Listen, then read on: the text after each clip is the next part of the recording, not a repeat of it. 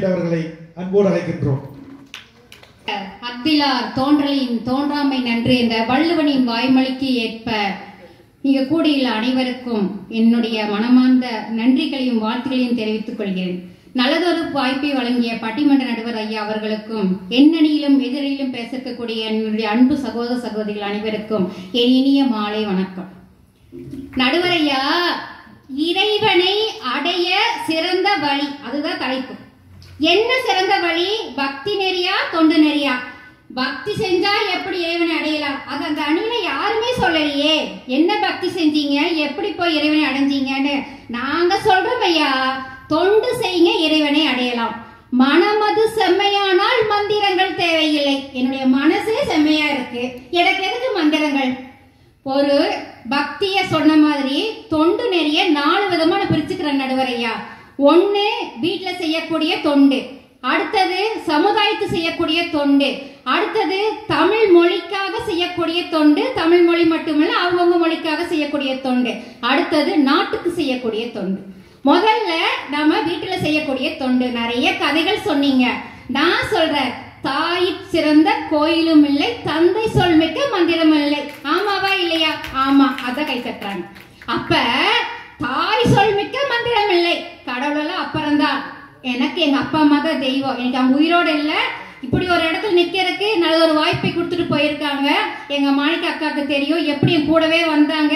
இன்னைக்கு அவங்க இல்லாட்டி நாங்க இன்னும் பேசுறேன், எங்கேயோ இருந்து ஆசீர்வாதம் பண்ணிட்டு இருப்பாங்க. தாய் சிறந்த கோயில் இல்லை. அதுக்கு அழகான நானும் ஒரு கதை சொல்றேன். எப்படி தொண்டு செஞ்சு கடவுளையே தன்னுடைய காலடியில் வர வச்சாங்க அப்படின்னு நானும் சொல்றேன். எல்லாருக்கும் பாண்டுரங்கனை நல்லா தெரிஞ்சிருக்கும். பண்டரிபுரத்துல இருக்கிறாரு இல்லையா? பாண்டுரங்கா, பண்டரிநாடா, விட்டலபுரம் எல்லாம் கைத்தட்டி பாடுவோம். அந்த பாண்டுரங்கனுடைய கோயில் அங்க வர்றதுக்கு முக்கியமான ஒரு காரணம் ஒரு தொண்டு தான். அது யாருடைய தொண்டு அப்படின்னா, புண்டரிகன் அப்படிங்கிற ஒரு பையனுடைய தொண்டு நெறி.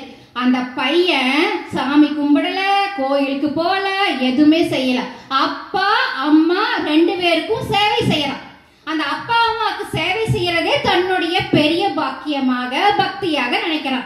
அப்ப அப்படி தொண்டு செஞ்சுட்டு இருக்கிறதுக்காக கிருஷ்ணர் சொல்றாரு தன்னுடைய மனைவி கிட்ட, இங்க பாரு, ஒருத்த அப்பா அம்மாவையே சாமியா நினைச்சு கும்பிட்டு இருக்காரு, உனக்கு வா காமிக்கிறேன். அப்படியா? வா பார்க்கலாம். உலகமே பக்தி பக்தி நீங்க சொல்றீங்க இல்லையா?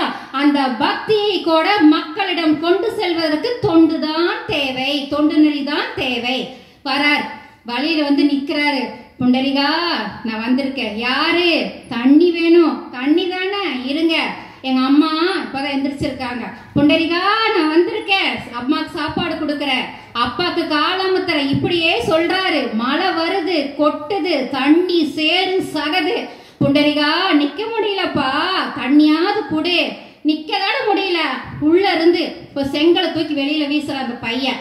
அந்த நேரம் நின்னுக்கோ, எங்க அப்பா அம்மாக்கு எல்லா சேவையும் முடிச்சுட்டு எல்லா தொண்டு செஞ்சுட்டு தான் கடைசியா வருவேங்கிறார். அப்புறம் பொறுக்கல கிருஷ்ணனுடைய மனைவிக்கு, இந்த பையன் என்ன இப்படி அப்பா அம்மா சொல்லிட்டு இருக்கிறான்னு சொல்லி கோபம் வருது. ஆனா கடைசியா அப்பா அம்மாக்கு எல்லாம் செஞ்சு தூங்க வச்சுட்டு வெளியில வந்து எட்டி பாக்குறாரு. அந்த செங்கல் மேல சாமி நின்னுட்டு இருக்கார். அப்படி நின்றுட்டு இருக்கிற சாமி பார்த்து அந்த அவர் சொல்லல, சாமி சொல்லல, ஒரு பக்தனுக்காக சாமி சொல்லல, மனைவி சொல்றாங்க, கடவுள் தெரியாம அப்பா அம்மாக்கு இப்படி சேவை செஞ்சுட்டு இருக்க நீயே அப்படின்னு. அப்படியா இருந்தாலும் என்ன, எனக்கு எங்க அப்பா அம்மா தான் முக்கியம், அவங்க செய்யக்கூடிய தொண்டு தான் முக்கியம். உன்னுடைய தொண்டு நெறியை உலகத்துக்கு காட்டவே நான் இங்க வந்தேன். அந்த கடவுள் கூட அந்த பையன்கிட்ட மண்டியிட்டார் அப்படின்னா அதுதாங்க தொண்டு நெறி, இறைவனை சென்றடையக்கூடிய வரி.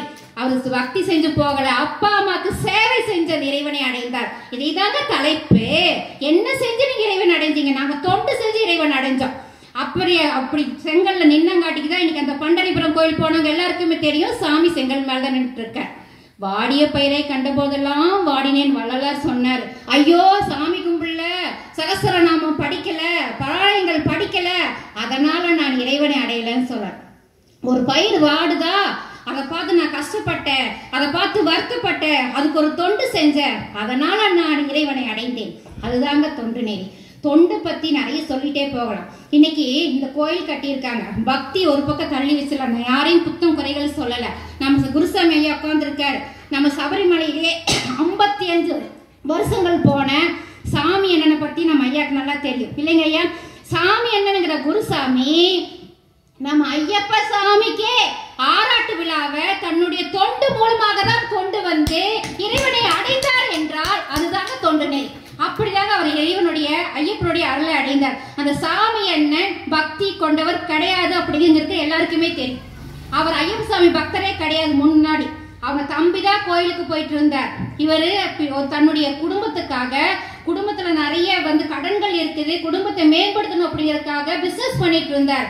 அப்படிப்பட்டவரு தன்னுடைய கொள்கைகள் மூலியமா, தொண்டு மூலியமா தான் அவரே போய் அங்க மாத பூஜை, மகர விளக்கு இதெல்லாம் தான் நடந்துட்டு இருந்துச்சு ஐயப்ப சாமி கோயில. அந்த சாமிக்கே தன்னுடைய தொண்டு மூலமா சாமிக்கே ஒரு விழா செய்யணும் அப்படின்னு கொண்டு வந்து இறைவனுடைய பக்தியை அடைஞ்சதற்கு என்ன காரணம் அப்படின்னா அவருடைய தொண்டு தான். ஆராட்டு விழான்னு என்ன அப்படின்னு யாருக்குமே தெரியாது. அதை செஞ்சாரு அப்படின்னா இறைவனை அடைவதற்காக அவர் செய்த அந்த தொண்டு நெறிதான். நான் முதல்ல சொன்னேன், மனசு சுத்தமா இருக்கும் போது நமக்கு எதுக்கு சாமி. இன்னைக்கு கொரோனா காலத்துல எடுத்துக்கலாம், எத்தனை பேரு காசு பணம் இருக்கிறவங்களா நீங்க காசு பணம் இருக்கிறவங்களா எல்லாமே செஞ்சீங்க. யாரு சமுதாயத்துக்கு எல்லாத்தையும் செய்ய முடியும்னு எண்ணங்களே தூய்மையாக வச்சுக்கிட்டு வந்தாங்களோ, யார் தொண்டு நெறியாது உதவி பண்ணாங்களோ அவங்க தான் செஞ்சாங்க. சின்ன உதாரணம் சொல்ற நடுவர்களே, கொரோனா காலத்துல ஒரு ஆள் உயிருக்கு போராடிட்டு இருக்க, ரொம்ப கஷ்டப்பட்டுட்டு இருக்க.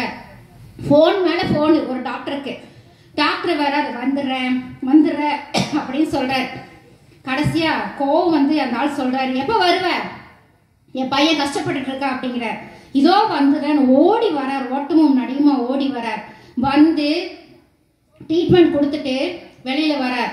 அந்த பையனோட அப்பா சொல்றாரு, நீ வரலின பையன் செத்து போயிருப்பான், இத்தனை நாள் போனை எடுக்கலாம் பொறுப்பே இல்லையே அப்படின்னு சிரிச்சுட்டே போயிட்டார். பின்னாடியே வந்தவர் சொன்னாரு, அவர் எங்கிருந்து வந்தார் தெரியுமா, தன் பையனை சுடுகாட்டுல படுக்க வச்சுட்டு வந்தாரு, உன் பையனை காப்பாத்திருக்கார். அதுதாங்க தொண்டு. ஏழைக்கு எழுத்தறிவித்தல் இறைவனை சென்றடைதல். இன்னைக்கு பாடம் சொல்லி, நான் ஒரு டீச்சர், பாடம் சொல்லி கொடுக்கறது பெரிய விஷயம். ஏன்னா கண்ணில்லாதவனுக்கு பெரிய கண்ணே அறிவு கண் பாடம் தான், அறிவு தான். அந்த தொண்டு செய்யக்கூடிய எல்லா ஆசிரியர்களுமே இன்னைக்கு இறைவனுடைய சன்னதியை சென்றடையலாம். ஆசிரியர் பணி அறப்பணி. அப்படிப்பட்ட அறப்பணியை செய்யக்கூடியவங்க இறைவனை அருளை அடைவாங்க. அதுக்கு முக்கியமான காரணம் என்னன்னா தொண்டு நெறிதான். நேரம் கருதி தொண்டு நெறிதான் செல்வது என்று கூறி விடைபெறுகிறேன். நன்றி, வணக்கம். ஆசிரியர் பணியை